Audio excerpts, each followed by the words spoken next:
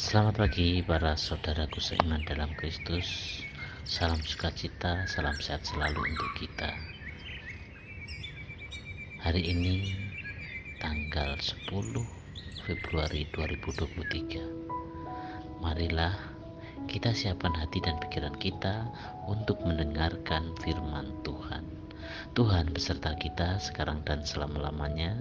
Inilah Injil Yesus Kristus menurut Santo Markus bab 7 ayat 31 sampai 37. Dimuliakanlah Tuhan.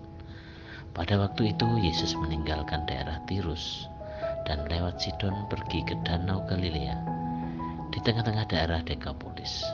Di situ orang membawa kepadanya seorang tuli dan gagap dan memohon supaya Yesus meletakkan tangannya atas orang itu. Maka Yesus memisahkan dia dari orang banyak sehingga sendirian. Kemudian ia memasukkan jarinya ke telinga orang itu, lalu meludah dan meraba lidah orang itu. Kemudian sambil menengadah ke langit, Yesus menarik nafas dan berkata kepadanya, "Ephata," artinya terbukalah. Maka terbukalah telinga orang itu, dan seketika itu terlepas pula lah pengikat lidahnya, lalu ia berkata-kata dengan baik. Yesus berpesan kepada orang-orang yang ada di situ supaya jangan menceritakannya kepada siapapun juga. Tetapi makin dilarangnya mereka, makin luas mereka memberitakannya. Mereka takjub dan tercengang dan berkata, "Ia menjadikan segala-galanya baik. Yang tuli dijadikannya mendengar, yang bisu dijadikannya berbicara." Demikianlah Injil Tuhan, terpujilah Kristus.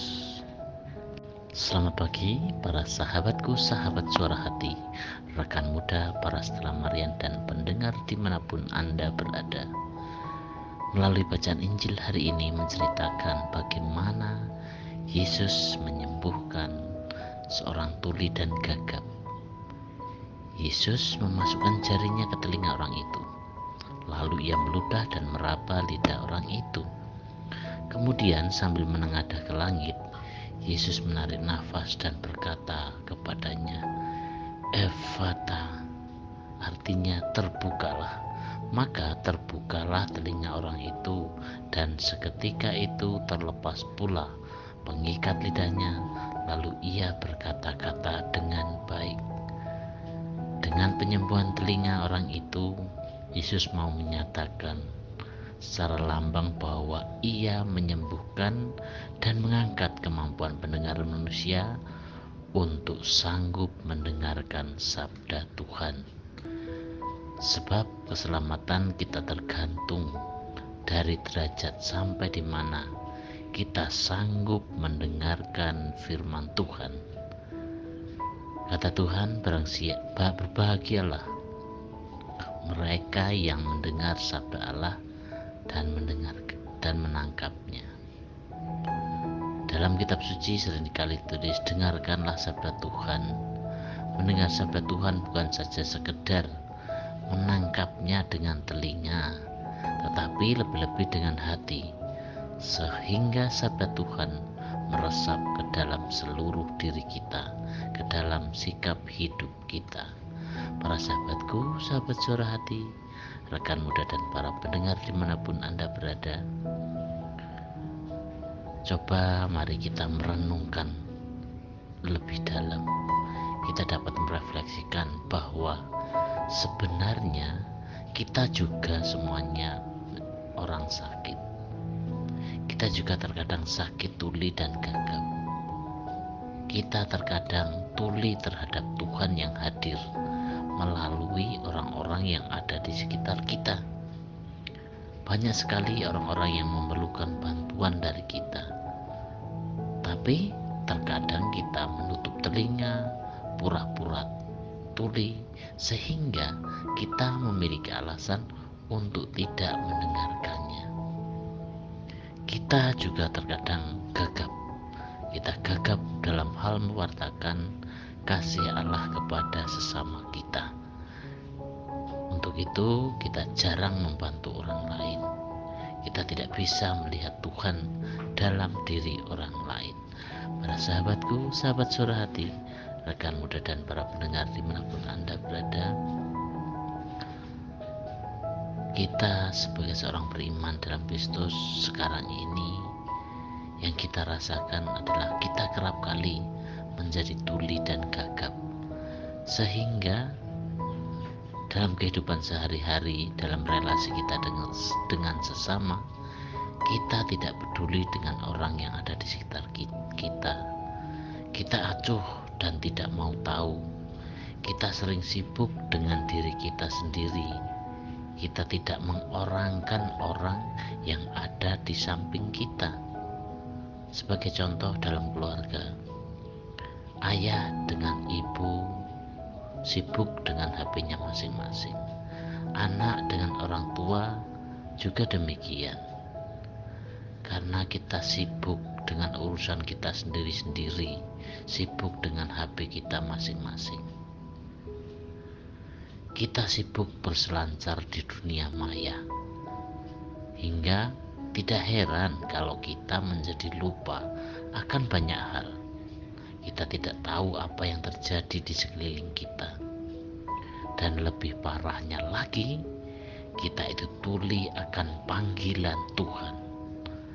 Oleh karenanya, baiklah kita datang kepada Yesus agar Dia berkenan menyembuhkan ketulian dan kegagapan kita.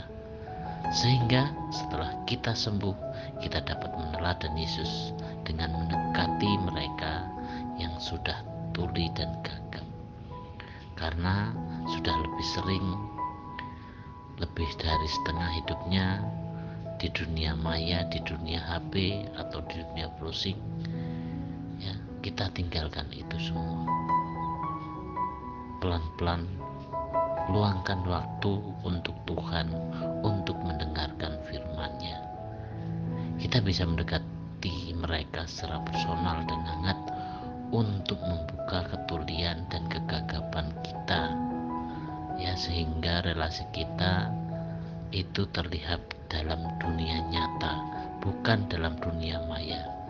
Karena dunia nyata itu lebih membutuhkan kita.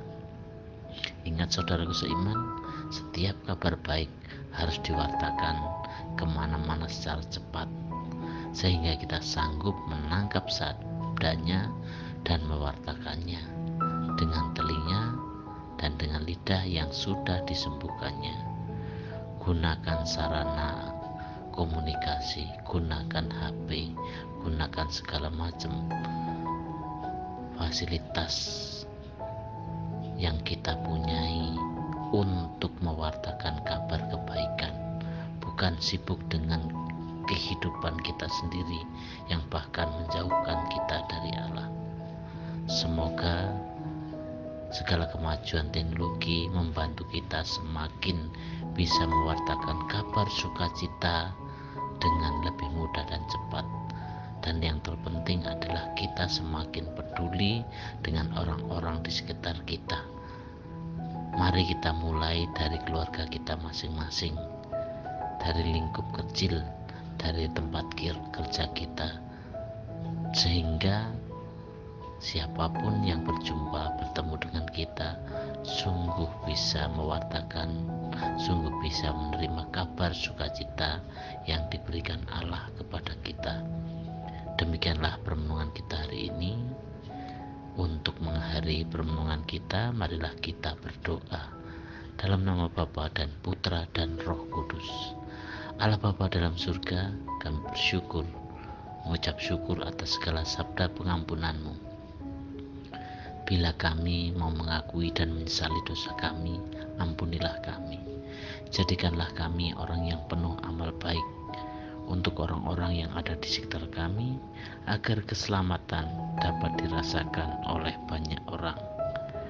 Doa ini kami serahkan kepada-Mu Tuhan dengan perantaraan Kristus, Tuhan kami.